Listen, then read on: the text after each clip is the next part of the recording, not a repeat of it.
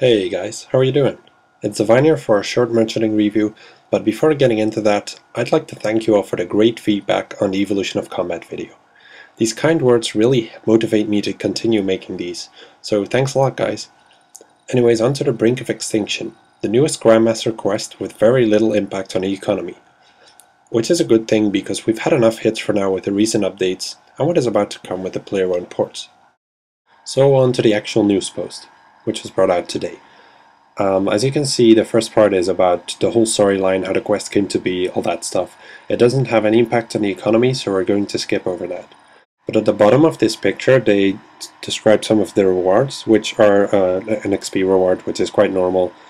And then they tell you how you'll be able to smith and wear Obsidian Armor. So you obviously want to find out what exactly that is.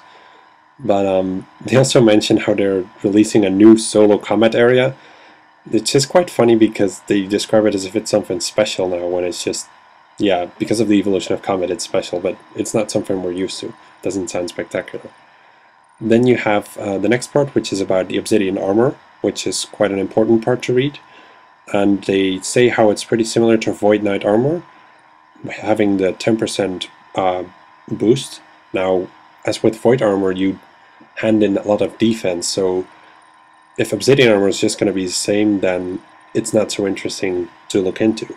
But you obviously don't expect that because they wouldn't remake Void. So you keep reading and you see that it requires 80 defense to wear. And then you keep reading and you see that they say it's the equivalent to Torva gear. Now this is an epic panic moment, because everyone who owns Torva, who's reading up to this point, is running to the Grand Exchange ready to sell their Torva. But if you read the next part, then you see that there is an additional damage reduction against creatures within the Tsar city. So you realize, oh, it's going to be good for the fight kiln, it's going to be good for the fight cave. And up to this point it still isn't clear if your Torva gear is going to shit. So you keep reading and then you see that you're going to take triple damage if you use it against any other players or any other location. So actually it's not as good as Torva gear, Jagex.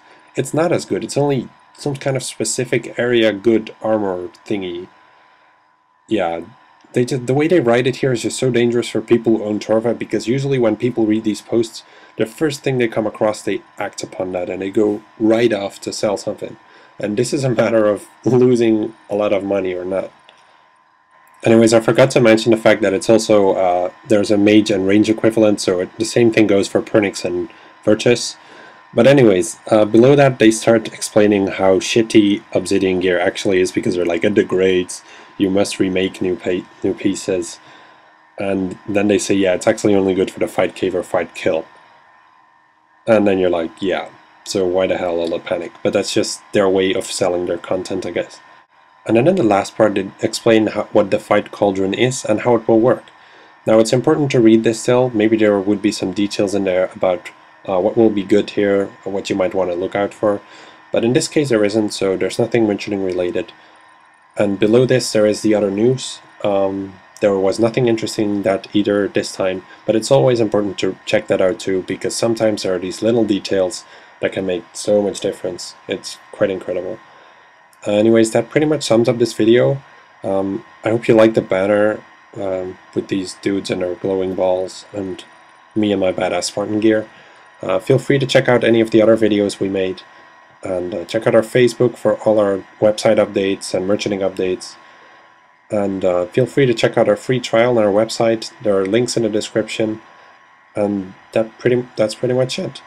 I'll be here again in the next merchanting review for the player-owned ports. That's probably going to be a pretty big one. So I'll see you guys then. Have a nice day.